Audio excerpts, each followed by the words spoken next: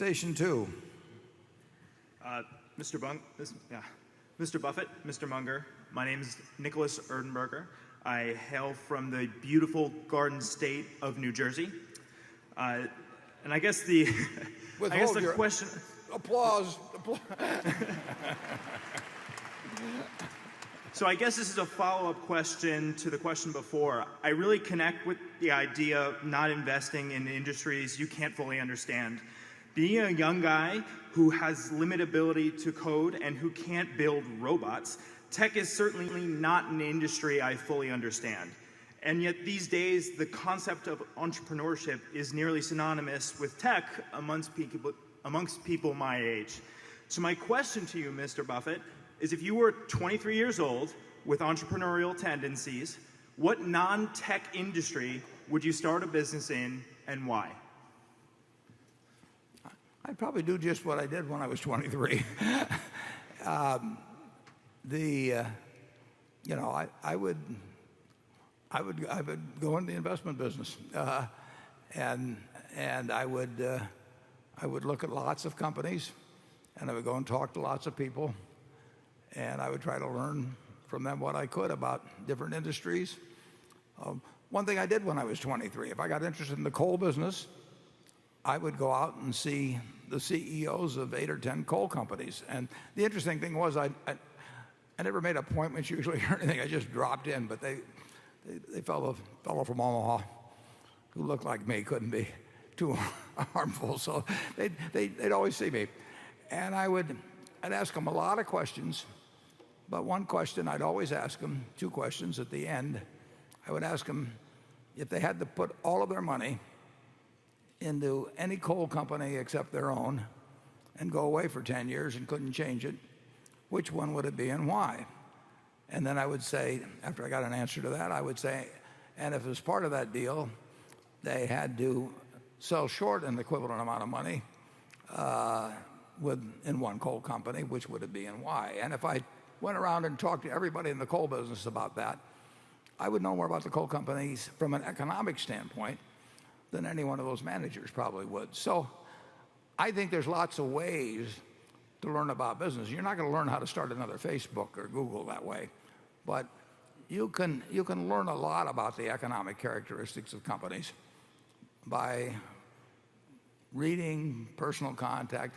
You do have to have a real curiosity about it. I mean, I don't think you can do it because your mother's telling you to do it or something of the sort. I think it really has to turn you on.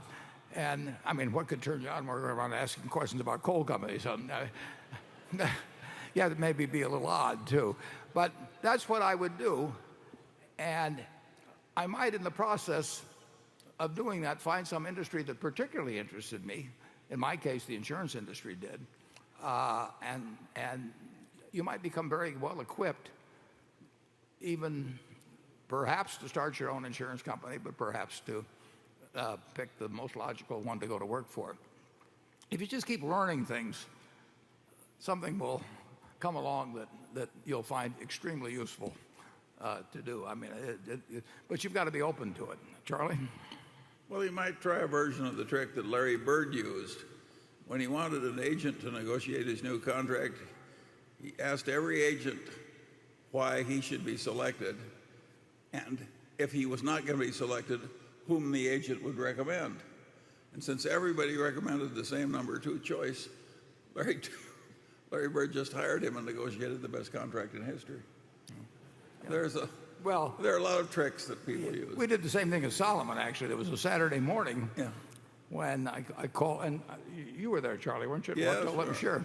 I called in, I don't know whether it was 8 or 10 of the managers. I just gotten in there on Friday afternoon, and now it's Saturday morning, and we had to open for business Sunday night in Tokyo, and I had to have somebody to run the place. So I called in 8 people, and I said, who beside you would be the ideal person to run this and why? One guy told me that there was nobody compared to him. He was gone from the firm within a few months, but it's not a bad system to use.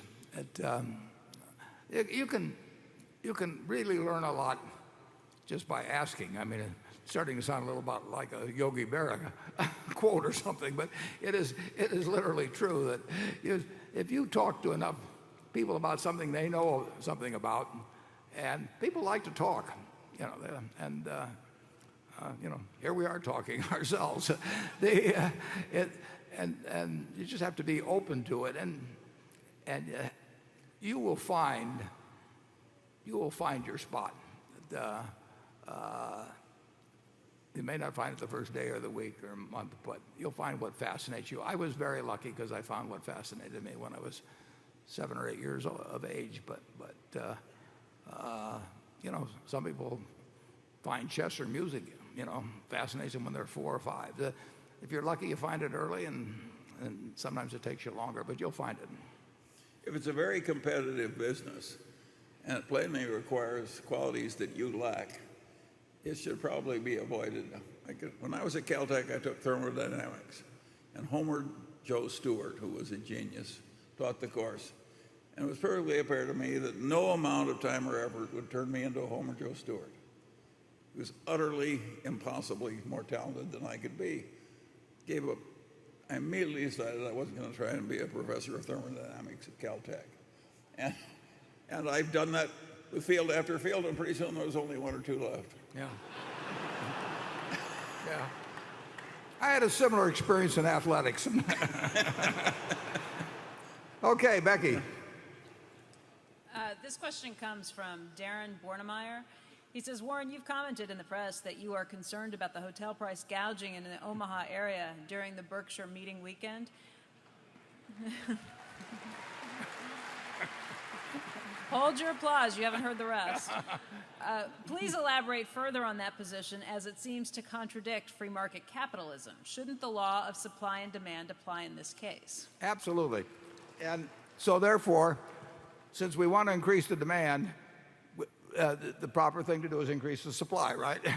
And that's why we have encouraged, for example, Airbnb to come in, and they supplied some rooms this year. But it's very logical. If you think about most cities, the big events that come to their convention centers and use their hotels, they size themselves in deciding where to go. If you have a relatively small industry, they can pick a moderate-sized city and they can have their convention there, and they don't outstrip the supply of rooms.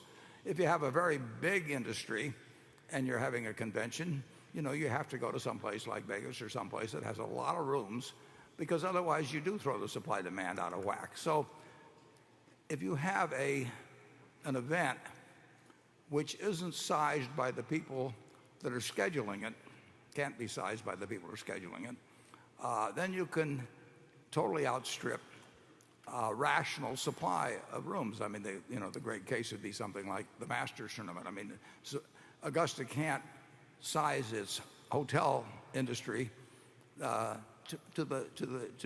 Augusta, to the Masters, and the Masters isn't going to move anyplace.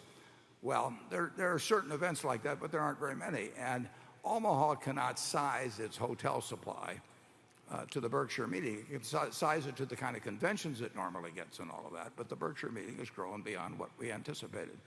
So fortunately, there's developed, and for that reason, people started putting in, what really bothered me were the 3-day minimums. I mean, I think there's something particularly irritating about somebody who's coming in for a 1-day event. They have to have a 3-day minimum.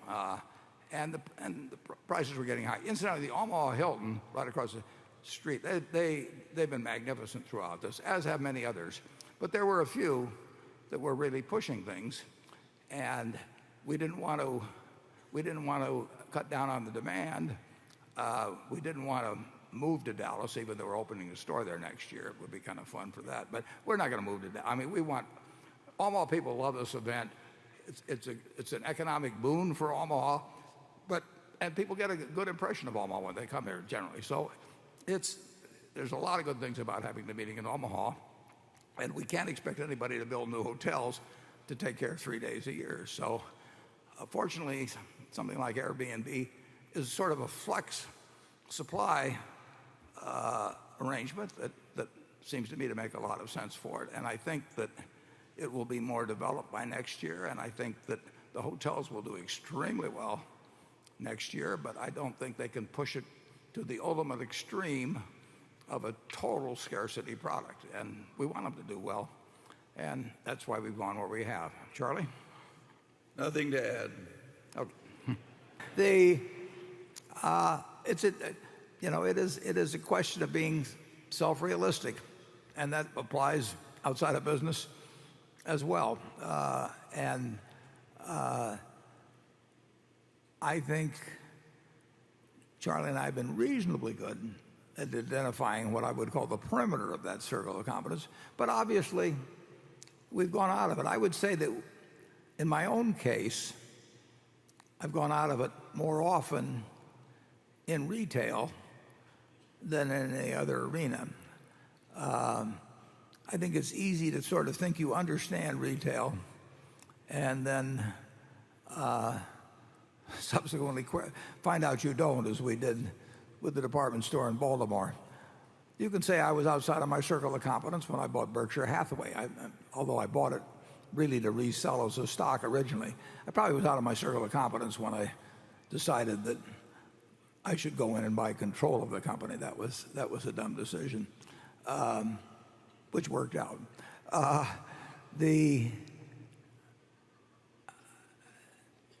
Being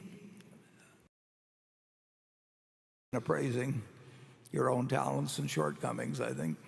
I don't know whether that's innate, but some people seem a whole lot better at it than others. And I certainly know of a number of CEOs that I feel have no idea of where their circle of competence begins and ends. But